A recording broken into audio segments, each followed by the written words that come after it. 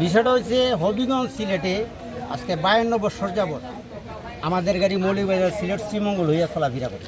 তখনকার সময় ওই বাইপাস রোডটার কোনো অস্তিত্ব ছিল না, তার মানে একই রাস্তায় সব গাড়ি চলছে।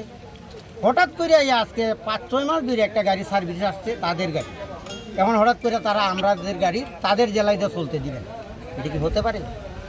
তখন আমরা অনেক দিন, আজকে 6 দিন যাব আমাদের বিভিন্ন প্রশাসনের প্রতিশ্রুতিতে আমরা 5 দিন ধরে অপেক্ষা করছি।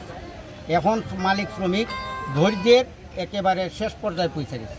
আমরা আমাদেরকে যদি তাদের জেলায় চলতে না দেয়, আমাদের জেলায় কোনো পরিবহন আমরা চলতে দেব না। প্রয়োজনে 83 কিলোমিটার জায়গায় দিয়ে আমাদের জেলায় আমরা গাড়ি চালাই, তবু তাদের এলাকায় যাব না। কিন্তু আমাদেরকে যদি ব্যারিকেড ছাড়তে হয়, আমাদেরকে চলার সুযোগ করে দিতে হবে। আমরা শান্তিপূর্ণভাবে চলতে চাই, আমরা কারোর সাথে দ্বন্দ্ব বিদ্বন্দ্ব করতে চাই না। তারাও চলুক, আমরাও চলি।